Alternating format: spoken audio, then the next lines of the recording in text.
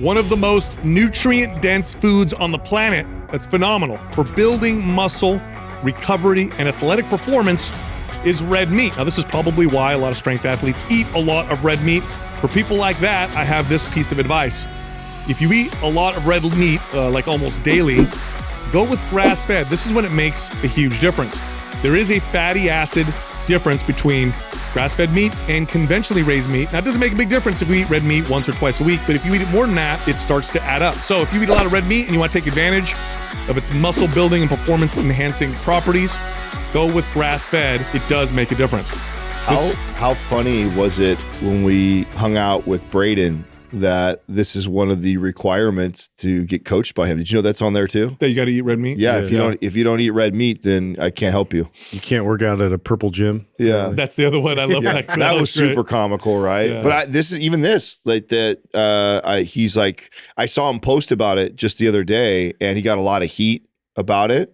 And he goes, wait, let me get this straight. So you would prefer I take your money, and even though it's an area where I don't think I could help you. I was like, that's a good point. You know what I'm saying? It's like everybody's so quick to jump on the whole inclusive train. And it's like, well, you really want me to do that when I'm admitting that I don't do a good job of helping these types of people out. Therefore, I'm not the right guy for you. So I'm not going to take your money. It's very logical. It's too logical. No, I mean, I get it, and he's at the position where he can do that. What's interesting is when vegans were some of the hardest clients I ever had. Oh, yeah. By far. Real hard. By far. You got challenging. In my experience, and I've worked with vegans, in my experience, I had to supplement a lot. Or you have them use a lot of supplements to kind of fill in the gaps. And it was very rare where I didn't have to do that. I had a lot of vegan clients who came to me and they had symptoms of nutrient deficiencies and issues, and we would do testing, and then sure enough, we'd have to supplement.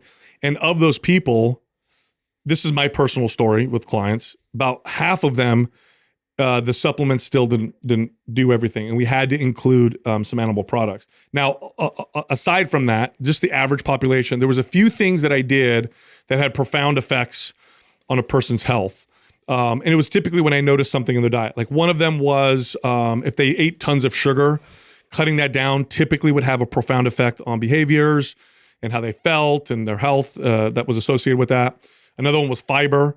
I noticed if I got fiber up to a decent level, especially if it was digestible fiber that they reacted well to, I would see like good effects behaviorally. But one of them was red meat. If I had a client that for whatever reason avoided red meat, maybe they believed in the propaganda of the 80s and 90s and early 2000s, red meat's bad for you, or maybe they just avoided it for other reasons. When I would include red meat, even if it was a direct comparison, like let's just replace this chicken with red meat. So you're not eating more, your calories are the same, but let's just go red meat instead of chicken, or red meat instead of fish, especially if they already had fish in their diet. They always got stronger. They always felt better. And it's because it's so nutrient dense. Packed with nutrients. It's got creatine in it at high levels, and creatine's got athletic performance effects. It's got high amounts of some of the nutrients that a lot of people tend to need. Especially if they avoid red meat. And then, of course, with strength athletes, they all eat plenty of red meat. In this case, grass-fed makes a difference because the difference in omega-3 to omega-6 fatty acids, the difference in CLA, it makes a difference when you eat a lot of red meat. The difference is big enough to where if you eat it 4, 5, 6 days a week, or like I do, 7 days a week, I notice a huge difference in inflammation, performance, health, switching to almost all grass-fed versus before what I would do, which was grain-fed. I just think getting enough protein to build muscle is a challenge for most people, even when you eat meat. And that is one of the most nutrient-dense foods that you could possibly eat. It's one of the easiest ways you can get high-protein meals. It's also, for most people would agree, it's a little more palatable than other forms of protein, which is, look, if you're trying to eat a gram of protein per pound of body weight, that is actually quite challenging for a lot of people. This is why it's a weight loss strategy, because when you aim for that, your appetite goes down. And I would see this more with women, where trying to hit that target, you get a 130-pound female, have her eat 120 grams of protein, they would all come back and be like, this is really hard. Yeah. Like, I can't do this. So then we would look for more palatable sources of protein. And red meat just is tastier. And so it would help, with some of that. Well, we've seen I mean, we've seen them try to engineer meats and try to get into that market in terms of like the Beyond Meats. And a lot of them are like real oil-based sort of like concoctions they've made. What besides like, I know back when, veganism and vegetarians were sort of trying to figure this out, it was a lot of like tofu was sort of like the go-to in terms of, where do I get this sort of substitute? But in terms of like, where do they even get and source their protein for like that high of a volume? Like how do they even approach that? What's like protein their go-to besides protein powder, besides legumes and you can't, good luck. Do you know how much you have to eat? Like the quantity and volume of whole natural vegetable sources you would have to eat? And how does that not create a lot of gastrointestinal stress? That's right. So these are just challenges I remember trying to parse through, and I'm like, I don't have good answers for you. Yeah, I would do a vegan day here and there in the past because I think it's important to add variety to your diet. Sure. And I would try to get a gram of protein per pound of body weight on those days, and I couldn't. It was too much volume, and I would get gastro distress. So on those days, I would just go low protein and still hit my calorie targets because my carbs were higher and stuff like that. So it doesn't mean it's impossible. I mean, no, there's people that make it. Just curious though. But I just, in my experience, and I've trained a few people that were, and that was one of the biggest challenges.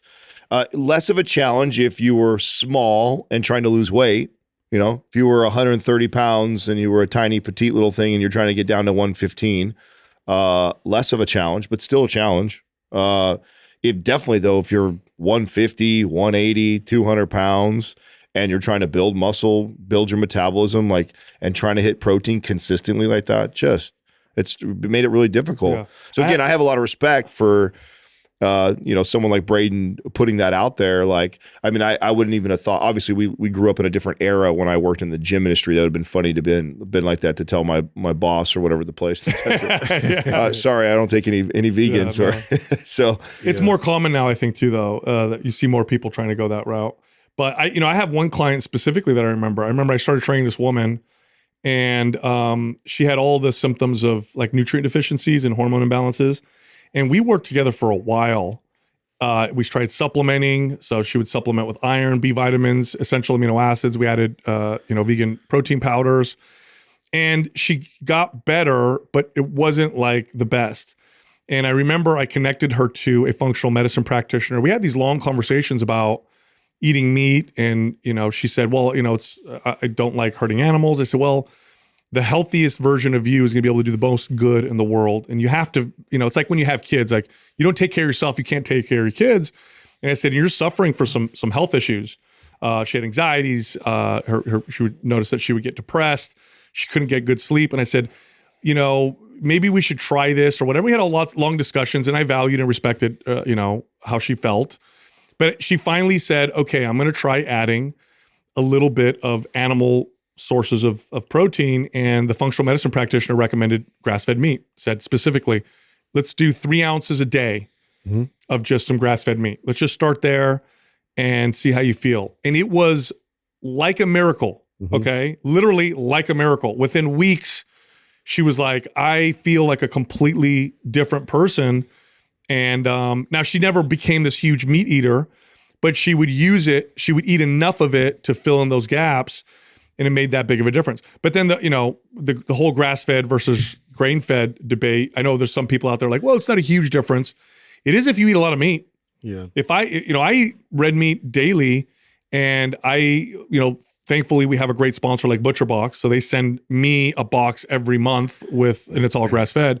So I would say for me, 70% to 80% of my red meat consumption is grass-fed, and I feel a significant difference in inflammation, digestion, health, performance, and it's got to be it's the fatty acid profile is what it is, because grass-fed is it's less inflammatory fatty acid profile, more omega-3s, and then the CLA, which, by the way, CLA is a fatty acid that if you reduce some fatty acids and replace it with CLA, you'll get fat loss. Yeah. Studies show, in fact, they sold it as a fat loss supplement. Is it still popular? It used to be a really popular fat loss supplement. It is, but you don't add it to your diet and get fat loss.